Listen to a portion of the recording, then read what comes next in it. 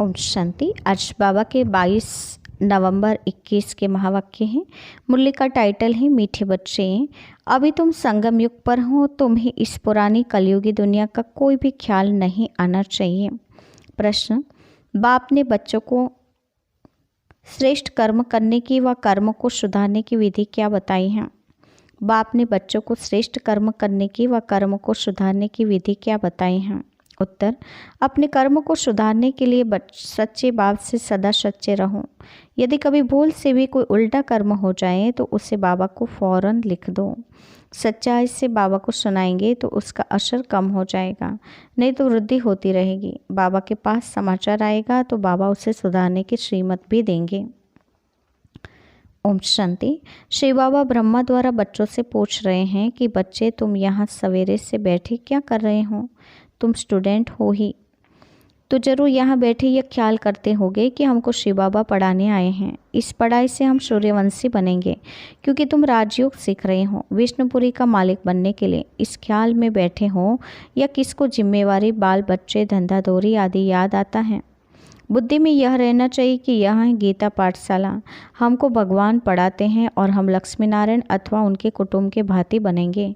यह है राजयोग। बच्चों की बुद्धि में रहना चाहिए कि हम बाबा से डायरेक्ट सुनकर सूर्यवंशी घराने की भांति बनेंगे।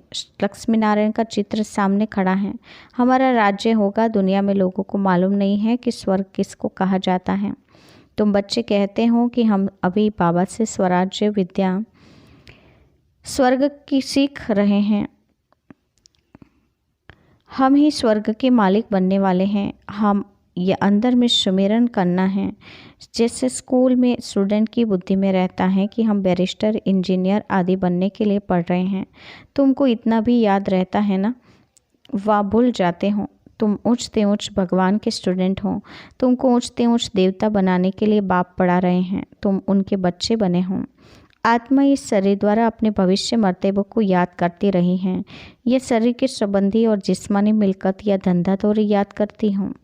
यहाँ जब आते हो तो यह समझना चाहिए कि हमको बेहद का बाप पढ़ाने आता है, बेहद का मालिक बनाने के लिए। फिर राजा रानी बनो या प्रजा, मालिक तो बनते हैं ना। नई दुनिया में है ही सूर्यवंशी घराना। यह तो समझते हो ना कि हम अपनी राजाई करेंगे। बाबा जानते हैं बच्चों को बाहर रहते, घर बार खेती बाड़ी में रहते, इतनी बाबा की याद रह नहीं सकती। तो यहाँ जब आते हो तो सब ख्यालात छोड़ कर आओ। तुम अभी उस कलयुगी दुनिया में हो ही नहीं। अब तुम संगम पर हो। कलयुग को छोड़ दिया है। बाहर में कलयुग है। मधुबन जो खास है, यह है संगम, इसलिए मधुबन का गायन है। यहाँ इस मुरली का ही सिमरन करना है। जो सुनते हो वह रिपीट करो और विचार सागर मंथन करो। जितना समय मिले चित्रों के आगे आकर बैठ जाओ। उन्हों को देखते और पढ़ते रहो। ब्राह्मणियाँ जो ले आती हैं उन पर बहुत जिम्मेवारी है, बहुत ओना रखना चाहिए। जैसे टीचर्स को ओना रहता है। हमारे स्कूल से अगर हम कम पास होंगे तो इज्जत जाएगी। जब स्कूल से बहुत पास होते हैं तो वह टीचर अच्छा माना जाता है। ब्राह्मणियों को स्टूडेंट पर ध्यान देना चाहिए। यहाँ तुम जैसे संगम पर आए हो जहाँ डायरेक्ट बाबा सुनाते हैं। यहाँ का प्रभाव बहुत अच्छा है। अगर यहाँ घर घाट धंधा याद पड़ा तो बाबा समझेंगे ये साधारण प्रजा बनेगा। आए थे राजा बनने के लिए परंतु बन जाते हैं प्रजा। नहीं तो बच्चों को अंदर में बहुत खुशी होनी चाहिए। चित्र भी तुमको बहुत मदद करते हैं। लोग अष्ट देवताओं के और गुरुओं के चित्र घर में रखते हैं याद के लिए, परंतु उन्हों को याद करने से मिलता कुछ नहीं। भक्ति मार्ग में जो कुछ करते नीचे ही उतरते आए हों। तुम बच्चों को ऊंच जाने का पुरुषार्थ करना है। घर में शिव बाबा का चित्र रख दो तो घड़ी घड़ी याद आएगी। पहले तुम हनुमान को, कृष्ण को, राम को याद करते थे। अब शिव बाबा सम्मुख कहते हैं कि मुझे याद करो। त्रिमूर्ति का चित्र बड़ा अच्छा है। यह चित्र सदैव पॉकेट में रख दो। घड़ी घड़ी देखते रहो तो याद आती रहेगी। बाबा भगत था तो लक्ष्मी नारायण का फोटो पॉकेट में रखता था, गद्दी के नीचे साथ साथ रखता था। उनसे मिला कुछ नहीं। अब बाबा से बहुत प्राप्ति हो रही है, उनको ही याद करना है। इसमें माया सामना करती है। ज्ञान तो भल बहुत सुनते सुनाते हैं, इसमें तीखे जाते हैं। ऐसे नहीं कहते हैं कि 84 का चक्र भूल जाता है। ऐसे भी नहीं कि यहाँ रहने वाले जास्ती याद करते हैं। नहीं, यहाँ रहते भी कई हैं जो धूल छाई को याद करते रहते हैं। जिस बाप से हम गोरे बनने आए हैं उनको जानते ही नहीं। माया का परछाया बहुत पड़ जाता है। मूल बात है याद की।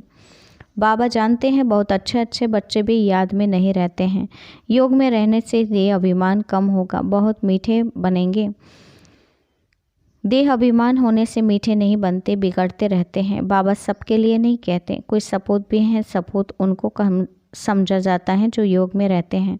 उनसे कोई भी उल्टी सुलटी बात नहीं होगी। मित्र संबंधी आदि सबको बोल जाएंगे, हम नंगे अशरीरी आए थे, अब अशरीरी बन घर जाना है। अभी तुम बच्चों को ज्ञान का तीसरा नेत्र मिला है, जिससे तुम अपने घर को जानते हो, राजधानी को भी जानते हो। यह भी तुम बच्चे जानते हो, श्री बाबा कोई काला लिंग नहीं है जैसे वह दिखाते हैं, वह तो बिंदी मिशल है। यह भी तुम जानते हो। अभी हम घर जाएंगे, वहाँ हम अशरीरी रहते हैं। अब हमको अशरीरी बनना है, अपने को आत्मा समझ पतित पावन बाप को याद करना है। यह तो समझाया जाता है आत्मा अविनाशी है, उसमें 84 जन्मों का पार्ट नोंदा हुआ है, उसका अंत होता नहीं। थोड़ा समय मुक्तिधाम में जाकर फिर पार्ट आना होता है। तुम ऑलराउंडर पार्ट बजाते हो, यह सदैव याद रखना चाहिए। अभी हमको घर जाना है। बाबा को याद करने से हम तमोप्रधान से सतोप्रधान बन जाएंगे। यह धंधाधोरी को याद नहीं करना है। यहाँ तुम पूरे संगम युग पर हो। अभी तुम बोट में बैठे हो, कोई बीच में उतर जाते हैं तो फंस मरते हैं। इस पर भी शास्त्रों में एक कहानी है। अब तुम जानते हो, उस पार जा रहे हो। खिवैया शिव बाबा हैं। कृष्ण को खिवैया व बागवान नहीं कहेंगे, शिव भगवानुवाच हैं। पतित पावन शिव बाबा हैं। कृष्ण की तरफ बुद्धि जा न सके। मनुष्य की बुद्धि तो भटकती रहती है, बाबा आकर भटकने से छुड़ाते हैं। सिर्फ कहते हैं अपने को आत्मा समझ, बाबा को याद करो, तब ही तुम स्वर्ग के मालिक बनेंगे। यह बातें भूलनी नहीं चाहिए। यहाँ से तुम रिफ्रेश होकर जाते हो, अनुभव भी सुनाते हो। बाबा हम फिर वैसे के वैसे हो जाते हैं। मित्र संबंधी आदि का मुँह देखते हैं, लुभायमान हो जाते हैं। तुम बच्चे आशिक हो, कामकाज करते माशूक को याद करो, तब ऊँचते ऊँच पद पाएंगे। अगर अभी पुरुषार्थ नहीं करेंगे तो सिंगल ताज भी नहीं मिलेगा। यहाँ बच्चे जब आते हैं तो टाइम वेस्ट नहीं करना चाहिए, और तो कुछ यहाँ है ही नहीं। सिर्फ दिलवाड़ा मंदिर तुम्हारा यादगार है, वह तुम देख सकते हो। ऊपर में वैकुंठ खड़ा है, जाड़ भी तुम्हारा क्लियर है। नीचे राजयोग में बैठे हो, ऊपर राजाई खड़े हैं, हूबहू जैसे दिलवाड़ा मंदिर बना हुआ है। तुम बच्चे जानते हो शिव बाबा हमको फिर से ज्ञान देकर स्वर्ग का मालिक बना रहे हैं। हाँ, इस कलयुग का विनाश होना है। यह आदिदेव आदिनाथ कौन है? तुम सबके ऑक्यूपेशन को जानते हो ना। इस समय की चर्चा फिर भक्ति मार्ग में चलती है। त्योहार व्रत सब इस समय के हैं। सच्चा व्रत है मन मना भव, बाकी निर्जल रखना, खाना नहीं खाना, यह कोई व्रत नहीं है। दुनिया में इस समय माया का पंप बहुत है। पहले यह बिजली गैस आदि नहीं थी। 100 वर्ष हुए हैं, इसमें मनुष्य फंस मरे हैं। कहते हैं हमारे लिए स्वर्ग यहाँ ही है। माया का इतना जोर है जो बाप को बिल्कुल ही याद नहीं करते।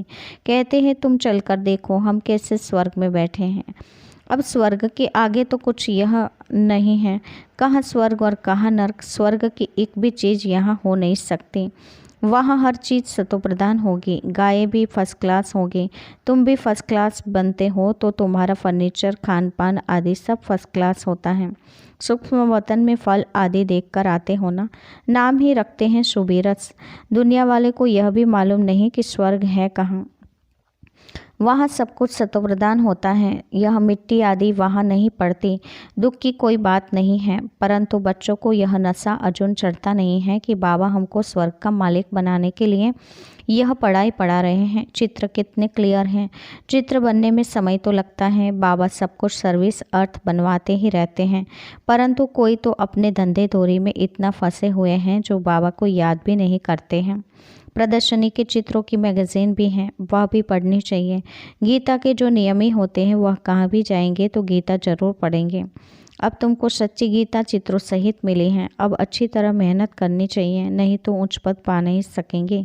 फिर हाय हाय करनी पड़ेगी जब साक्षात्कार होगा। इम्तहान पूरा हुआ फिर दूसरे क्लास में नंबरवार बैठ जाते हैं। यहाँ भी जब साक्षात्कार हो जाएगा तो नंबरवार रुद्रमाला में फिर विजयमाला में आ जाएंगे।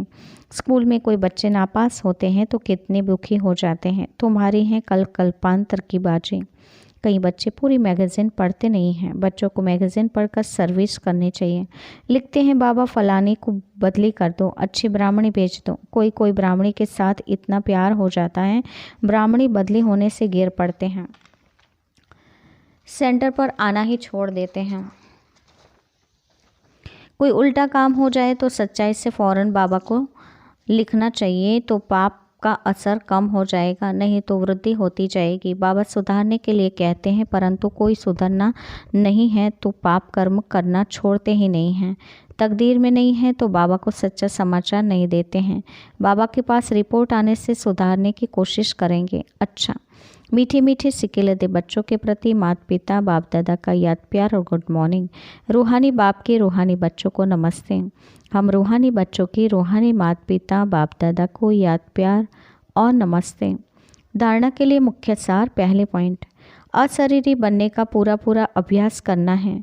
कोई भी उल्टी सुल्टी बात नहीं करनी है। बहुत मीठा बनना है, किसी भी बात में बिगड़ना नहीं है। दूसरी पॉइंट, मुरली का सिमरन करना है। जो सुनते हो उस पर विचार सागर मंथन करना है। मन मना भव का व्रत रखना है। वरदान है, सदा फरमान के तिलक को धारण कर फर्स्ट प्राइज लेने वाले फरमान वरदार भवा। सदा फरमान के तिलक को धारण कर फर्स्ट प्राइज लेने वाले फरमान वरदार भवा। वरदान का विस्तार है, जिन बच्चों के मस्तक पर फरमान बरदारी की स्मृति का तिलक लगा हुआ है, एक संकल्प भी फरमान के बिना नहीं करते, उन्हें फर्स्ट प्राइज प्राप्त होती हैं। जैसे सीता को लकीर के अंदर बैठने का फरमान था, ऐसे हर कदम उठाते हुए, हर संकल्प करते हुए बाप के फरमान की लकीर के अंदर रहो तो सदा सेफ रहेंगे। कोई भी प्रकार के रावण के संस्कार वार नहीं करेंगे और समय भी व्यर्थ नहीं जाएगा। स्लोगन है, किसी से भी लगाव है तो वह लगाव पुरुषार्थ में अलबेला अवश्य बनाएगा। किसी से भी लगाव है तो वह लगाव पुरुषार्थ में अलबेला अवश्य बनाएगा। अच्छा, ओम शांति।